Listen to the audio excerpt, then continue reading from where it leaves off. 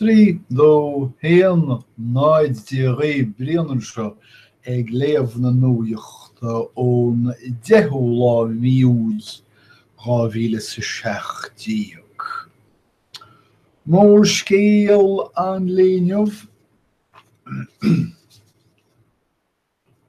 Sminigar Mosul. Cahir ishe Mosul. In Earraí ceart na tíre sin sílim. Bhé an chathair bhó san Iarraach nó sa tíre is seirbh an Stáit Islami go dtí le déanaí. Mar bhí troid fíochor íochor Súil sa chathair sin idir Stát na Híráice agus an Stát Islamach go dtí le fíor dhéanaí. Níl tíreolas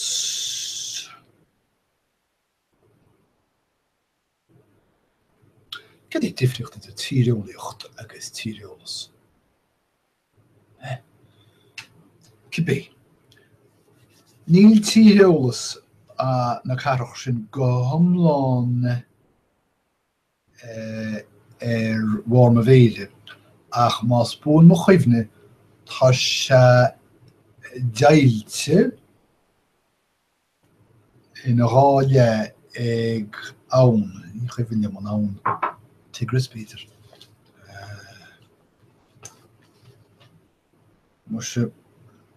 Cibé bhí an Stát na Híráice tar éis an taobh heir a gháil tamil. nó chuid is móide an Tairfort in na measc.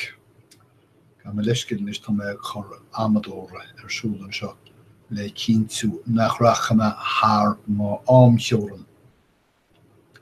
Tiúdi mé 10 nóméad don ón nóméad seo. Cibé tá chuir Stát na Híráice anhrú go deo a Stát Islamach a taobh hir den ann cibé ann atá.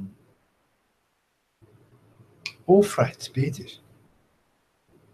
Ní cibé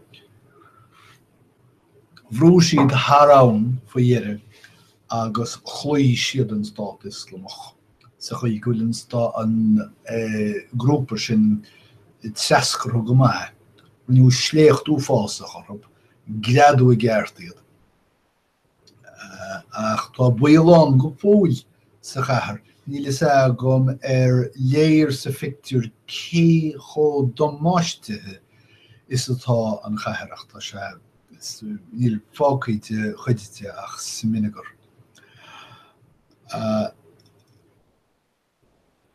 Ránig Haidar al-Abadi príomhfheara na Híráice I Mosul I déadúna chun tréaslú leis an aram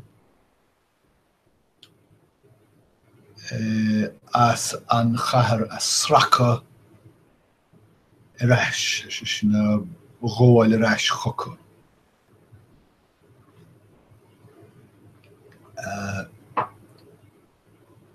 Lean an feachtas ní bhí ní mí. Meicsiceó bhí me caint faoi seo hean. Díolú Earraí Spiaireachta le rialtas Meicsiceó an tuiscint a gníal. Nach núsáid fié ach chun farachas a dhéanamh scíomhleathóirí agus mangurí drogaí agus a lehéad. Ach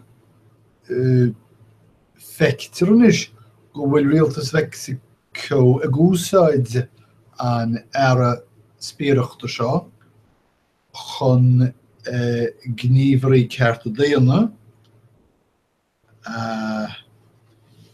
leannacht tá na hairí seo ag leannacht rian le tamil. Drama tháinig go Meicsiceó chun scéal an aingníomh réiteach a bhain leis na miiclín a chua Earraí an tíh bliain ó hin.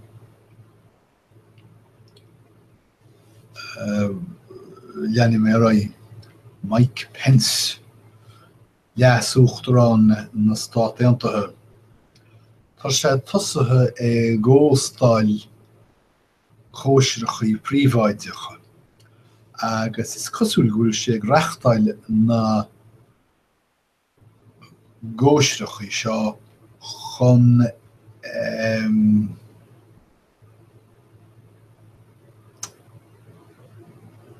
brontóirí hís na focail táim gan bhfuil leiscilne is cá focail tá focail Earraí agus caithim mé aimsiú. Well, bhí brontóir an ach sílam gur fearlam deontóir. Tá sé ag mealla deontóirí ag na chóisiriachaí seo. Agus tá sé déanann na cuairtéireachta seo, na sirí seo, agus túirimíocht go bia cuitianta i Washington go bhfuil thabhachaí politiúil riantin aige. Níl cínte bhfuil sé lorg téarma an téarma mar leasúchtarán nó an bhfuil súile aige ar a deachbáin é féin. Tá scéal mór ag Gúrdeal, Hart Washington, agus seo héanais go bhfuil níos mó faoin Rúis ná mar a cheaptaine. Is léireanis gur Earraí Trump Jr.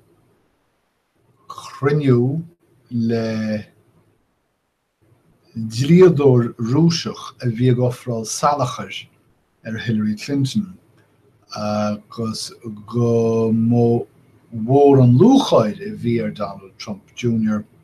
as an tábhar scanner seo áil. Bhí chuir sé fáilte chriúil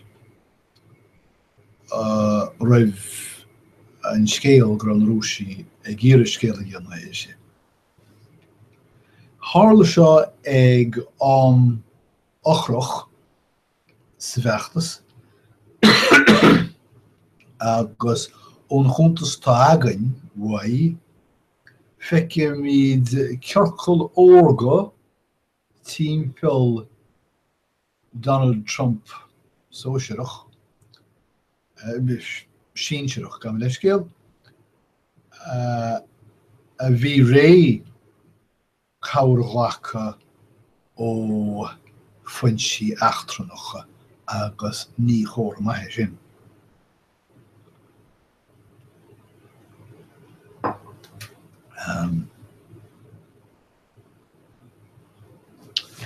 Eileen,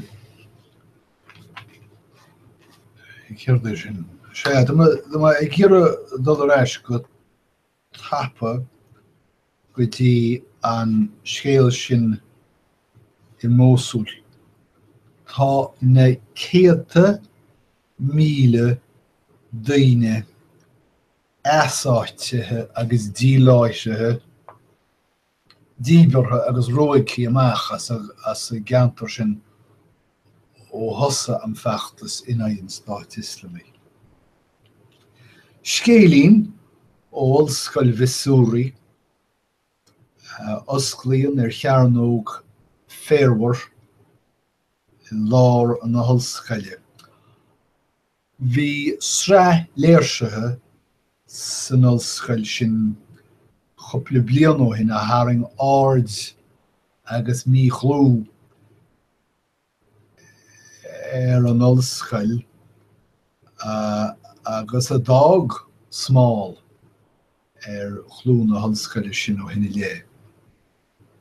Bhain sé le cinenne go háide an cinenne gharm agus cho cineach agus bhí an chóras. Chuaigh mac le níor chéime stal gachris. Chuir an túchtarrán agus seansaléir na ollscoile as a Bostonnaí agus fiú má ba nó mé od caiséime do na bhicléin léirsithe ba thubaiste ceart an ollscoile mar tá imhreachaí chláirithe na ollscoile titithe tíocha cúig fan géad sa dhá bhliain idir a dálín. Tá ag caint go fóil rialúchain gnó sna stáitiantathe agus rialtas Donald Trump. Tá rialtas Donald Trump go háide ag caint faoin chuí ina mbeidh siad ag easgaram chuid bhaith den rialúchain seo bhaithe leis an mná i dtíir siad. Agus tá smaointeoid a bháin, scoláide a bháin taobhthír den phlean seo, bheandar banam Naomi Rao, Olive co-Olive le dlí in ollscoil George Mason. Tá siise tar éis airgead mór a tharraingt go dtí an ollscoil sin hena féin, mar shampla an chuí tharraing sí airgead an dóireacht Charles Koch an ollscoil scoil dlí na ollscoile ainm nó go scoil dlí Antonin Scalia an bhreithimh chomadaí sa chuairteoachtarach a fuair an Earraí. Agus ghail sin go mór scoláirí liberálachas an ollscoil sin. Ach mar sin féin tá gréitir don bhean seo mar dhuine le scill stúim agus caolchúis. So bailó díre feicimid céirdeach go as. Ach stoppaí ménis bhfuil bhéidir tá cúpla frás bhhailm labhairt fóbríis. Má tá tú go mór son a dear cho díon siúr fí dochtán ort Peter. Má tá tú gíre aines a réiteach chuir an tún plán mín Má tá fíocha agat tá tar fíochas an méid atá ort. Má dhéanann tú neamh rud in aide heile do thola tá tú á dhéanamh go neamh dheonach. Bhíonn cumasáide gach alcólaí deir siad. Ach is féidir má thugann tú airge do bhaicléin bocht iad a chumasú chun staidéir freisin. So ní focail diúltach go héilis go thomláin. Má aithríonn tú do bheonn go minic tá tú taidech agus tuimach. Má tá tú stúma